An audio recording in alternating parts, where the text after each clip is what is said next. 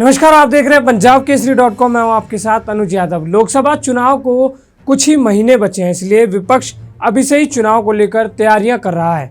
कांग्रेस और आम आदमी पार्टी तो दिल्ली की 7 सीटों को लेकर अभी से गठबंधन करने की तैयारी कर रही है। इस बीच कांग्रेस ने दिल्ली के नेताओं के साथ बैठक की है। इस बैठक में मल्लिकार्जुन खड़गे भी मौजूद थे और दिल्ली के कई बड़े कांग्रेस के नेता भी मौजूद थे। इस मीटिंग में ये बात सामने आई है कि कांग्रेस दिल्ली की सभी सीटों पर चुनाव लड़ेगी। इसके बाद से आम आदमी पार्टी को बड़ा झटका लगा है, क्योंकि आम आदमी पार्टी पहले से ही कांग्रेस के साथ गठबंधन करने की कोशिश कर रही है, लेकिन सूत्रों के हवाले से खबर है कि कांग्रेस अकेले ही दिल्ली की 7 सीटों पर चुनाव लड़ेगी। दोनों पार्टियों के बीच चल रही गठबंधन की लड़ाई से अब इंडिया की टेंशन भी बढ़ती जा रही है, क्योंकि ऐसा माना जा रहा है कि अगर अरविंद केजरीवाल के साथ कांग्रेस गठबंधन नहीं करती है तो वो खुद को इंडिया से अलग कर सकते हैं। जब पटना में विपक्ष की बैठक हुई थी, तब भी कांग्रेस ने अध्यादेश बिल पर सहमति नहीं दी थी, इसलिए केजरीवाल बैठक में शामिल ही नहीं हुए थे। इस बार भी यही माना जा रहा है कि इंडिया की बैठक में केजरीवाल शामिल नहीं होंगे। ऐसा हुआ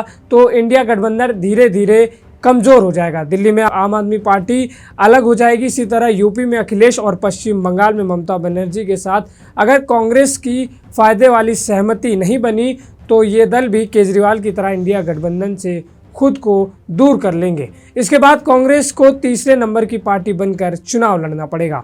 दिल्ली में हुई कांग्रेस एआईसीसी की बैठक के बाद अलका लांबा ने भी कहा था कि 3 घंटे तक चली बैठक में राहुल गांधी, कांग्रेस के राष्ट्रीय अध्यक्ष मल्लिकार्जुन खड़गे, केसी वेणुगोपाल और दीपक बावरिया मौजूद थे। संगठन को मजबूत करने, आगामी लोकसभा चुनाव की तैयारी करने पर बात हुई। उन्होंने कांग्रेस के अकेले चुनाव लड़ने की बात करते हुए भी कहा था कि 7 महीने और 7 सीटें हैं। सभी सीटों पर हर नेता को आज से अभी से निकलना है। संगठन की तरफ से जिसको भी जो जिम्मेदारी दी जाएगी वो ठीक तरह से काम करेगा। हालांकि उनके बयान का कांग्रेस ने खुद खंडन किया। उनके बयान को लेकर दीपक बावरिया ने कहा, अलका लांबा एक प्रवक्ता है, लेकिन ऐसे महत्वपूर्ण मुद्दों पर बात करने के लिए वो अधिकृत प्रवक्ता नहीं है। मैं उनकी बातों का खंडन करता हूं। इसके साथ ही कांग्रेस और आम आदमी पार्टी के रिश्तों के बारे में बात करें तो आम आदमी पार्टी और कांग्रेस की दोस्ती कभी ज़्यादा दिनों तक नहीं चली।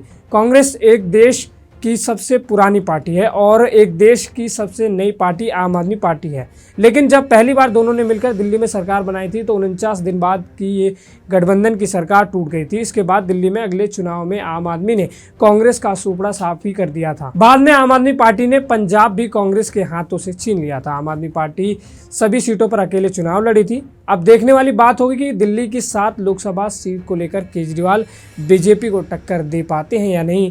केजरीवाल की कोशिश है कि अब दिल्ली की लोकसभा सीटों पर भी वो अपना परचम लहरा पाएं। खबर यहीं तक थी। इसके साथ आप देखते रहिए पंजाब केसरी.com।